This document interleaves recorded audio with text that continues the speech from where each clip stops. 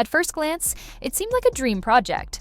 Blake Lively, one of Hollywood's most beloved stars, joined Justin Baldoni, known for his heartfelt directing style, to bring It Ends With Us to life. Fans of Colleen Hoover's best-selling novel were thrilled, anticipating a passionate and emotional ride. But no one could have imagined the real drama was happening off-screen. Not long after the film premiered in mid-2024, whispers started swirling. And by the end of that year, those whispers exploded into public accusations, lawsuits, and a Hollywood scandal that sent shockwaves through the industry. So what really happened between Blake Lively and Justin Baldoni? How did a feel-good adaptation turn into one of the most brutal feuds of the decade? It all began behind the scenes during production. According to Blake, things started to shift into uncomfortable territory early on. While both stars were set to play complex, emotionally intense characters, the tension wasn't limited to their roles. In December 2024, Lively quietly filed a formal complaint with the California Civil Rights Department. The complaint alleged that Baldoni had crossed professional boundaries with what she described as inappropriate on-set behavior. And that was just the beginning. Lively's accusations weren't just about isolated moments, they painted a picture of ongoing discomfort. She claimed Baldoni's behavior became a pattern, suggestive remarks disguised as directing cues, subtle comments during intimate scene rehearsals, and an increasingly uncomfortable working environment. But perhaps even more shocking were her claims about what happened after she tried to address it. According to her filing, Blake believed there was a calculated effort to smear her reputation. She pointed fingers not just at Baldoni, but also at unnamed PR insiders and gossip outlets. It was a heavy accusation that someone had tried to discredit her, subtly labeling her as difficult and emotional, two words no actress once tied to her name in Hollywood. But Baldoni wasn't about to stay silent. In a bold countermove, Justin fired back, hard. On January 8, 2025, he filed a lawsuit of his own, and it wasn't just against Lively. He went after everyone: Blake, her husband Ryan Reynolds, several PR executives, and even the New York Times. The lawsuit was explosive: $400 million in damages for defamation, extortion, and invasion of privacy. Let that sink in for a second. $400 million. According to Baldoni's filing, he was the true victim. He claimed that Lively and Reynolds had orchestrated a deliberate attempt to tank his career, allegedly because Blake had wanted out of the project and felt trapped. The suit alleged that when she couldn't get her way, she tried to flip the narrative, making Baldoni the villain. But perhaps the most jaw-dropping part of the lawsuit, Baldoni alleged that the New York Times had knowingly participated in the smear campaign. He claimed the paper ran cherry-picked, strategically timed articles meant to damage his reputation. Articles that quoted anonymous sources from the set, describing Baldoni as overly controlling and manipulative. The media frenzy that followed was exactly what you'd expect. The internet exploded. TikTok detectives tried connecting dots. Reddit threads speculated everything from staged fights to secret blackmail deals. And while fans of both stars took sides, the legal system began digging in. By February 2025, the case had fully taken over the entertainment news cycle. But what many people didn't expect was just how far Baldoni was willing to take this battle. He wasn't just suing for damages. He wanted subpoenas. Text messages, call logs, emails, nothing was off limits. One of those subpoenas, it targeted none other than Taylor Swift. Yes, that Taylor Swift, Blake's longtime best friend. As the public found out that Baldoni's legal team had demanded access to text messages between Lively and Swift, speculation soared. What was in those messages? Did Taylor know something? Or worse, was she involved? The court granted limited access. According to insider leaks, there were texts that included discussions about Baldoni's behavior, the press narrative, and strategies for dealing with the fallout. While nothing explosive was confirmed publicly, rumors swirled that Swift wasn't thrilled about being dragged into the mess, and she wasn't the only one. Behind the scenes, reports claimed that the subpoena caused a major rift between Taylor and Blake. With Swift's own relationships under constant media scrutiny, being linked to a legal war wasn't something she welcomed. Even NFL star Travis Kelce, Swift's boyfriend, reportedly told friends he felt like Blake brought drama into their circle. So what was next? Was Baldoni's case gaining traction or about to collapse under its own weight? Let's just say what came next would leave even Hollywood veterans stunned. Just when it seemed like Justin Baldoni's countersuit might shake the foundation of Blake Lively's claims, the courtroom delivered a bombshell that few saw coming. On June 9, 2025, Judge Louis Lyman handed down a decision that stopped Baldoni's legal assault in its tracks.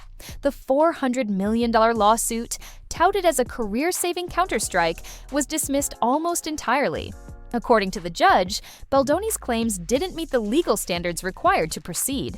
The defamation charges? Tossed. The extortion claims? Rejected. Invasion of privacy? Dismissed. The reason? Most of the accusations were protected under what's known as litigation privilege, a legal doctrine that shields statements made during official proceedings, like civil complaints. In other words, Lively's team had every right to say what they did as part of the process, no matter how damaging it was to Baldoni's image. To say Baldoni's camp was blindsided would be an understatement. His team had built the entire lawsuit around the idea that Blake and her allies had maliciously orchestrated a character assassination. But with a single ruling, the court made it clear the legal system wasn't buying it. Still, not everything was thrown out. The judge left open one narrow path. Baldoni was given permission to amend one of his smaller claims, an alleged breach of contract related to film production agreements. It wasn't much, definitely not headline-worthy, but it was the only legal thread he had left to pull. So did he take the opportunity? Shockingly, no. By the June 23rd deadline, Baldoni never refiled. His lawyer released a brief but sharp statement. Justin has chosen to focus his energy on preparing a strong defense against these baseless allegations. He will prevail. And just like that, the $400 million threat vanished into thin air. The silence that followed was deafening. Reporters flooded Baldoni's team with questions. Was he giving up? Did he still plan to prove his innocence? But no clear answers came. What once looked like a defiant stand now looked more like a strategic retreat. Or worse, a complete collapse. Meanwhile, Blake Lively's legal team went quiet as well, reportedly focusing on preparing their own case for the upcoming trial. Her original complaint, which accused Baldoni of on-set misconduct and retaliation, was still moving forward, and the court had already scheduled it for early 2026. But behind the scenes, the real damage was already done. Baldoni's public image had taken a brutal hit. Though he hadn't been found guilty of anything, the court's dismissal made him look weak, and in Hollywood, perception is everything. Suddenly, studios that once viewed him as a rising visionary began backing away. A rumored Netflix deal quietly disappeared. Two brands associated with his production company, Wayfarer Studios, reportedly hit pause on joint projects. And the media wasn't holding back either. Articles described Baldoni's legal maneuver as overreaching and reckless. One particularly biting headline from Variety read, "From hero to headline, Baldoni's $400 million mistake." But while the lawsuits and legal posturing played out in court, the personal drama kept unfolding in public. Ryan Reynolds, never one to stay quiet when things get ugly, finally broke his silence in a Time 100 interview. While he never mentioned Baldoni by name, his words were sharp enough to draw blood. "I believe integrity speaks loudest when no one's watching," he said. "You can't build your brand on empathy while trying to tear others down behind closed doors." Fans immediately connected the dots. Reynolds wasn't just defending Blake, he was drawing a line in the sand. And that line made it clear that whatever friendship or mutual respect may have once existed between him and Baldoni was long gone. Baldoni, for his part, responded indirectly. In an Instagram post, he wrote, "The truth doesn't panic in the face of pressure. It waits, and it speaks when it's ready." The caption, cryptic but obviously charged, triggered a new wave of speculation. Was he teasing another legal move, or just trying to keep supporters hopeful? But the real twist came when a former assistant on the It Ends With Us set anonymously shared new allegations on a podcast. She described a tense work environment, claiming that certain cast members were constantly walking on eggshells, and that a power struggle between lead actors and production was very obvious. She didn't name names, but listeners didn't need her to. TikTok sleuths picked up the story within hours. Clip compilations showed behind-the-scenes footage where Lively looked visibly tense around Baldoni. Fans began dissecting every facial expression, every moment of silence in press junkets. The question on everyone's mind, had we all missed the signs? By now it was clear. This was no longer just a lawsuit. It was a battle of reputations, influence, and control. And the more you looked at it, the more it seemed that this scandal was only getting started. Because while Baldoni may have lost in court, there were still secrets, possibly career-ending ones, that hadn't yet come to light. And what was hiding behind those sealed documents would turn everything upside down. As court filings stalled and Baldoni's public image crumbled, what was once a clear legal battle turned into something far murkier. A high-stakes war of whispers, loyalty tests, and carefully timed leaks. The courtroom may have gone quiet, but behind closed doors, Hollywood insiders were gearing up for a reputation bloodbath. The first crack came when an anonymous leak from the pre-trial discovery phase made its way to the press. According to multiple entertainment outlets, emails between Baldoni's camp and a third-party PR firm showed discussions about narrative reshaping strategies. One phrase allegedly repeated across the messages: "Control perception before it controls you." This bombshell raised major red flags.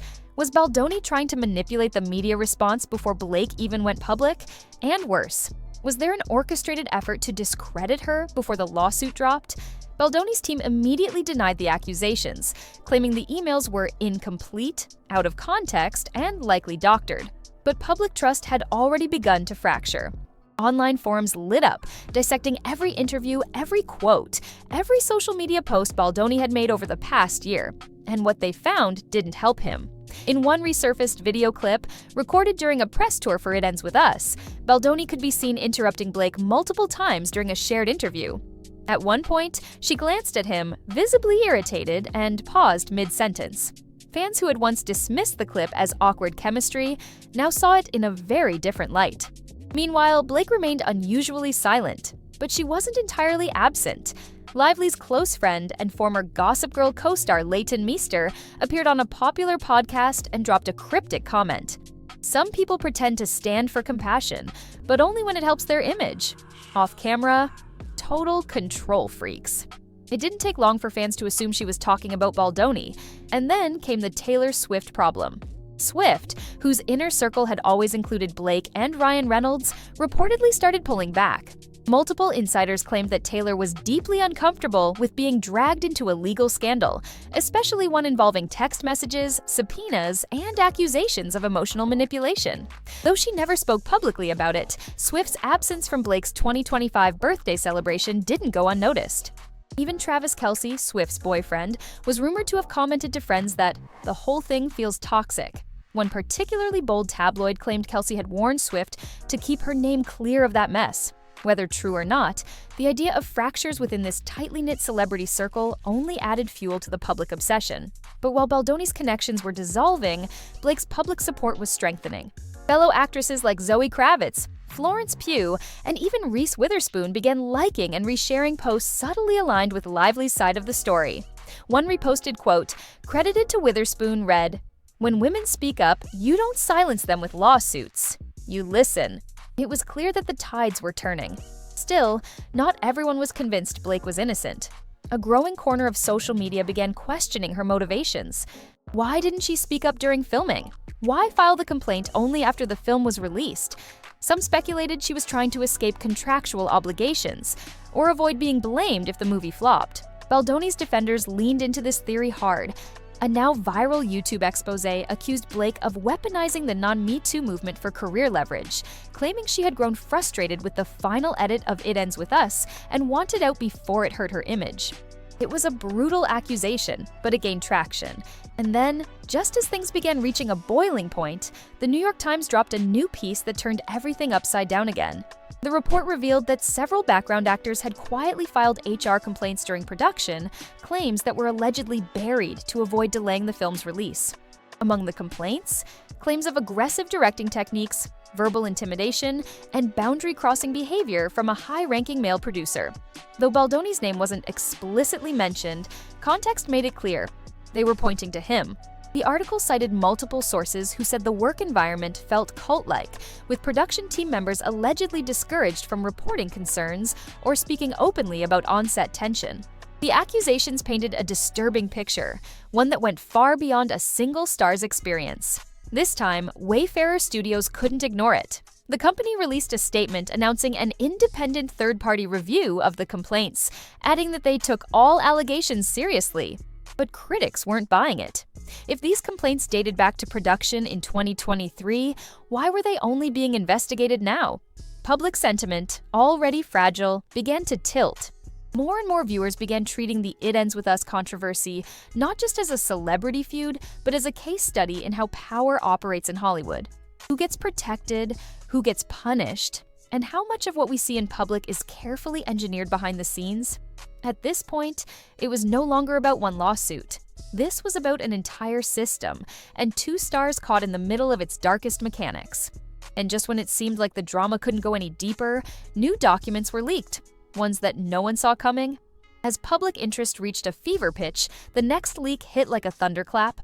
On June 25, 2025, a batch of confidential documents surfaced on a celebrity gossip site known for publishing what others won't touch. The files, reportedly taken from the discovery phase of the lawsuit, included internal memos, private messages, and deposition summaries. And they changed everything. The most damning content? A transcript of a private mediation meeting from early 2025. In it, Justin Baldoni allegedly admitted to moments of inappropriate tone and conduct on set, but insisted it was misinterpreted due to creative intensity. He framed his behavior as part of his method-driven approach, claiming, "Sometimes you need discomfort to get raw, authentic performances." That quote alone spread like wildfire. Social media exploded. Critics accused him of hiding behind artistic justification, while defenders insisted it proved he wasn't malicious, just misunderstood. But for many, the quote was a tipping point. It felt too close to the tired narrative of the tormented genius excuse that Hollywood has used for decades to let powerful men off the hook. Even more surprising was a newly revealed NDA signed by several crew members during post-production.